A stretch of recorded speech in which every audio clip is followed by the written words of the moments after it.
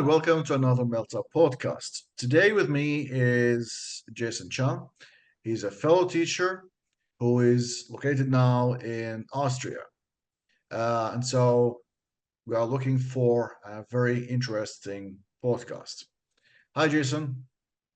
Hi, Ellie. Thanks for having me.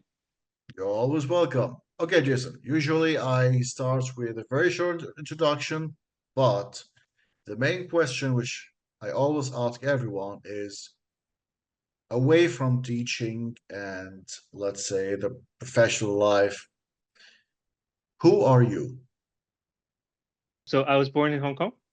I grew up in Toronto, Canada, and then I've lived in Germany for the last 20 years. Since January, I've been based in Innsbruck, Austria. Um, my family, my parents and I moved to Toronto uh, because they wanted to give me a better education. So that's why we moved to Toronto, where I grew up. And I moved to Germany because my wife is German. I met her in Hong Kong when I was working there. And then we decided to give Germany a try together, where I have two teenage children now. And I moved to Austria, to Innsbruck in particular, because of work opportunity, which presented itself around last year, at the end of last year. Yeah. That's interesting. Okay. Why did you decide to take up a career in teaching? Was it originally your intention, or like me, you never planned to be a teacher or to take up teaching career, but then for some reasons you decided that okay, that's the career I Mm. would like to take up.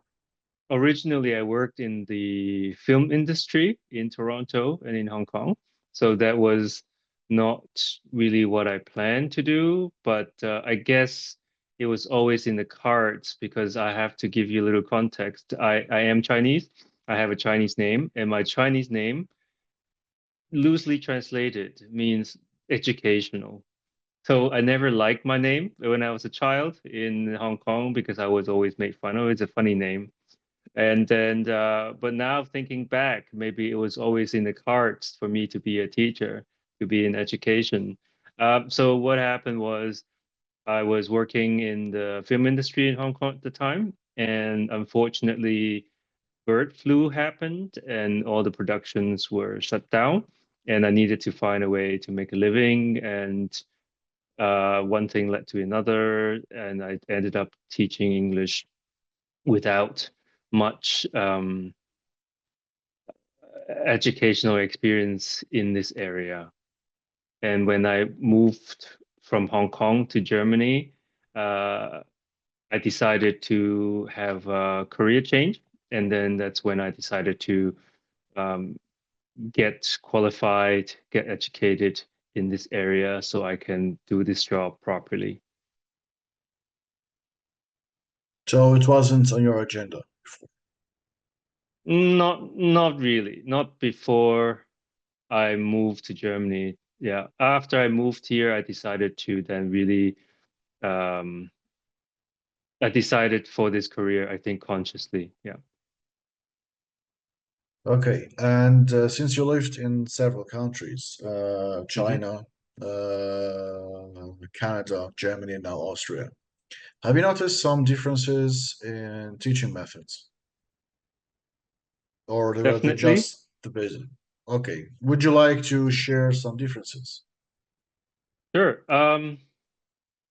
I mean, last year I spent 1 year in Hong Kong and Macau, teaching at two different higher education institutes. Um, so I feel like over there, and I don't want to generalize, but this is my experience, is that it's much more teacher-led, and students are given less freedom to explore. And I think this is the way that they were brought up, and it's also very hard for them to understand very European or North American way of teaching. My experience is that it was very confusing for them. For example, I'll give you one example is at the beginning of a class, usually I ask the students to ask me some questions about me to get to know me because we want to keep the teacher talking time down, right? So I let the students ask questions, and usually in Germany, it works really well. People are curious. They would then just come up with some questions, sometimes funny ones even.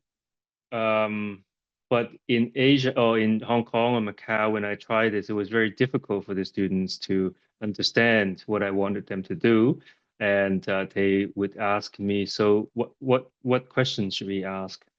And anything I would reply, but then they just couldn't, they were looking for this right or wrong, like what does he want? What is the correct question here?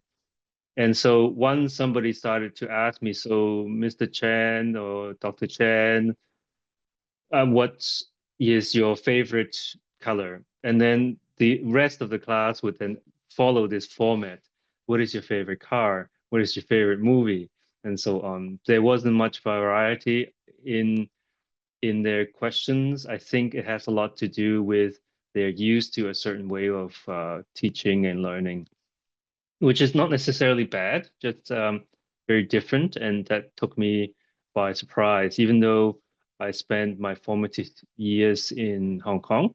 But I spent most of my schooling in Toronto, so I wasn't expecting that actually. So that's the biggest difference I can think of is the mindset of the students, which obviously comes from their experience with the schooling that they've had locally. Okay, that's interesting. Thank you. Mm. So, while checking your LinkedIn profile, I I read that you speak English, German, and Chinese, and so you bring diverse perspectives to your teaching. How do you do that? In other words, how can you benefit from that in the classroom? Well, I would like to think I bring diversity into the classroom, and I think the students benefit from the different perspectives, like you said, that I can provide them. So, I mean, I do a lot of courses on culture. And so I think this is the area where I can give them interesting input and where they are more curious about. In terms of language, I think the fact that I've spent time in different places and interacted with different people allows me to adjust my speech appropriately when talking to different target groups. And I think it makes it easier for the students to understand what I'm talking about. I haven't actually thought about this question much, or I haven't actually asked my students um, precisely in what ways they would benefit from my diverse background. But I would think that these are the two areas which would be very helpful for them. Okay, that's perfect. So I'm sure you speak Chinese perfectly, fluently, and so I think your mother tongue, and also English. But how about your German Officially, and uh, Austrian? Because they are Austrian. different. Yeah. Austrian, yeah, there is a difference. Well, Austrian is really hard. Actually, it's not Austrian. It's Tirolerish, I think they call it.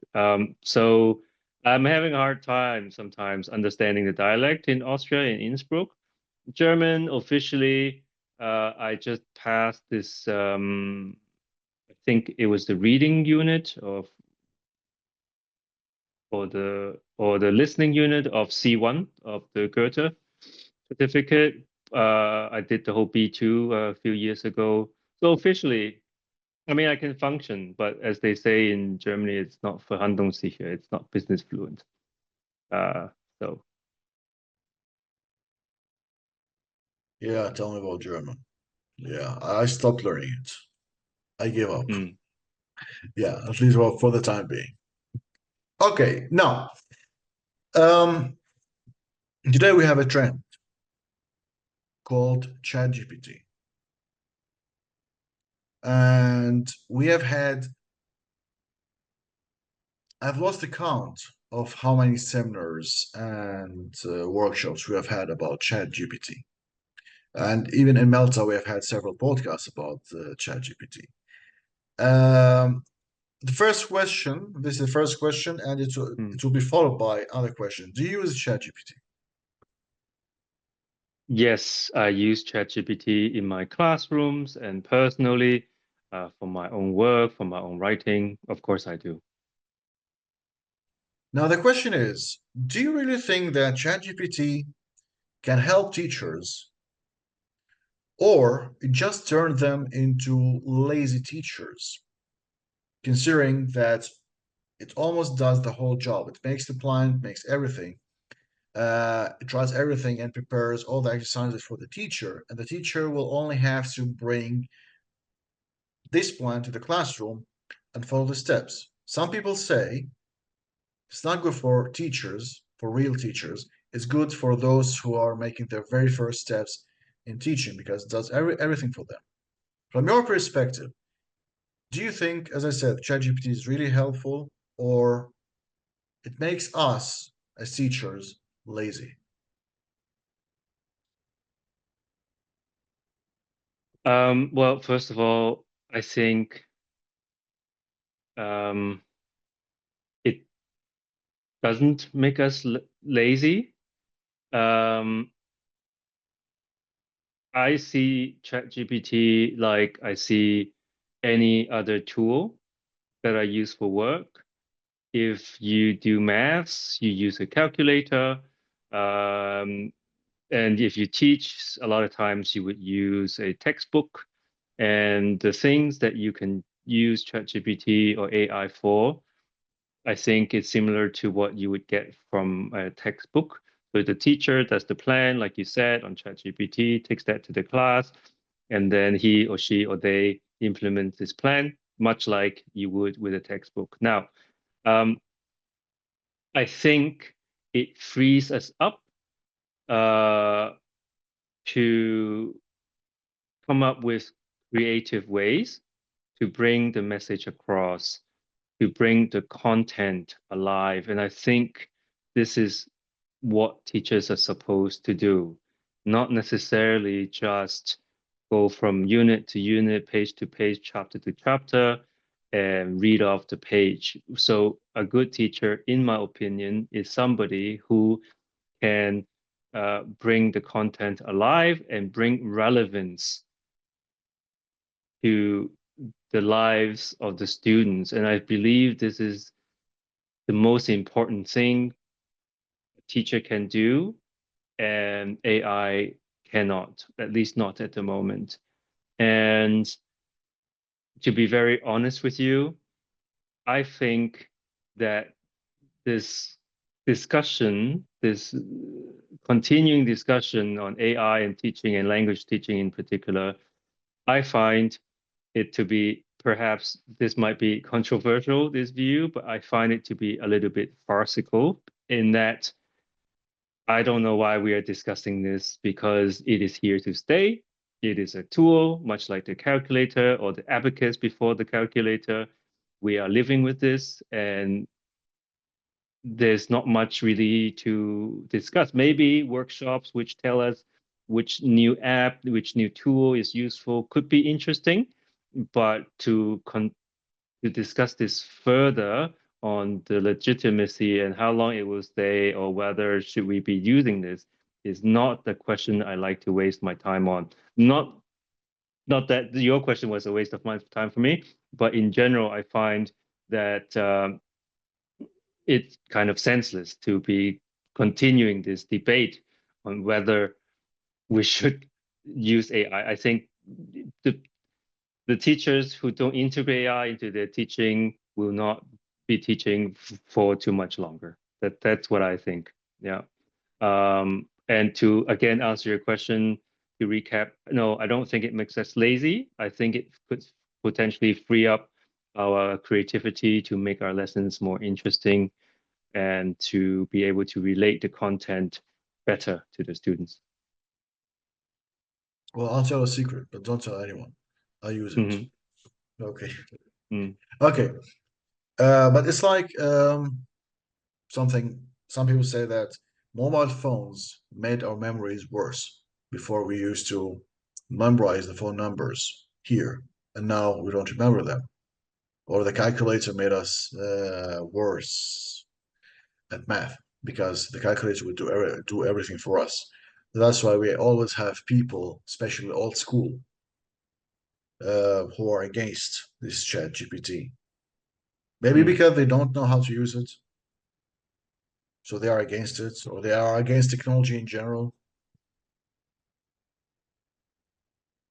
I can't speak for others. I don't know their motivation.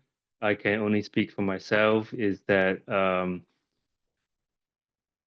I mean, I don't like to rely on it too much, but I do integrate it into my work, be it writing, teaching, or in my private life. Okay, I really found it useful. I really found it useful, but it's a question that we had to ask. Okay, again, check your LinkedIn. I think recently you work in more than one place, and that means you're a freelancer, right? No, I'm not. Not anymore. Not, not anymore. No. Okay, so the main workplace for you is where right now, Innsbruck, Austria. and your role is I'm the assistant professor of English language and business communication at MCI, which is the management center of Innsbruck. perfect. Now, a question which I have been asked a lot to bring up during the podcast concerning the term of native speakerism. Mhm.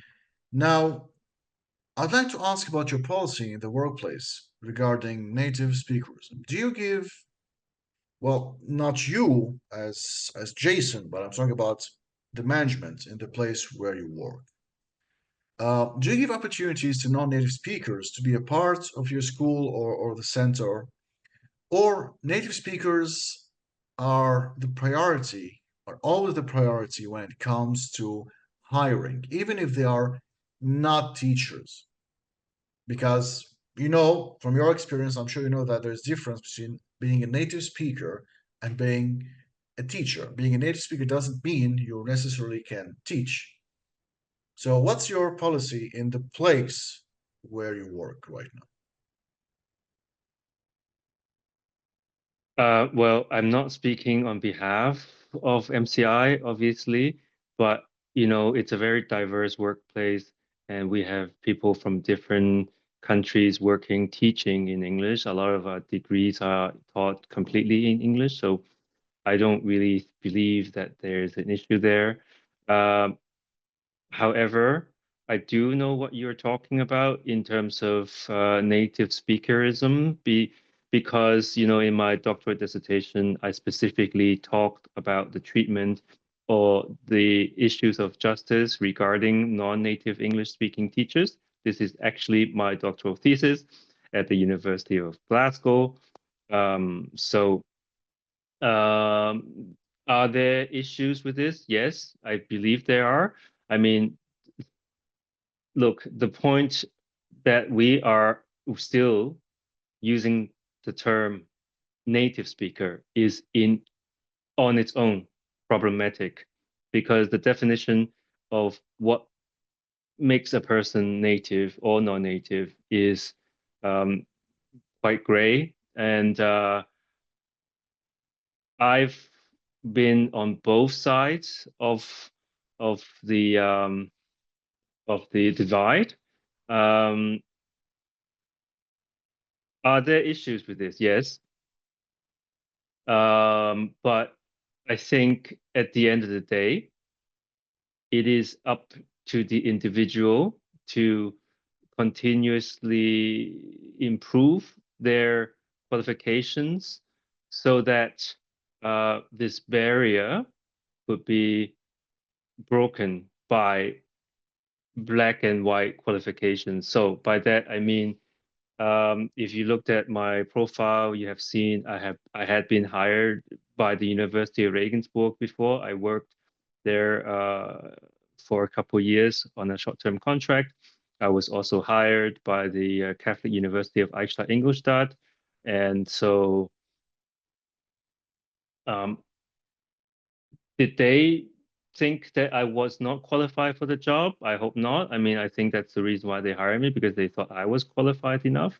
And why did they think that despite, my appearance? I can only say it's because I have evidence to show them I can do the job. And this is the only way to do that is to show that you can improve yourself by doing more training or studying for another degree. I mean, do uh, native looking speakers get jobs easier? Yeah, I believe so. And that's also what I wrote about. But at some point, I believe you can only rely on that label of being a so-called native speaker for so long. And then I think people are kind of competing on the same level. Maybe as a non-native English speaker, we have to do a bit more, but I think at the end, it benefits us. Look, I have my professorship now at a Fachhochschule, at a college or whatever you want to call it, a technical university. Um, it is something that a lot of native speakers can get. And why did I get this? More of my experience, of my degree.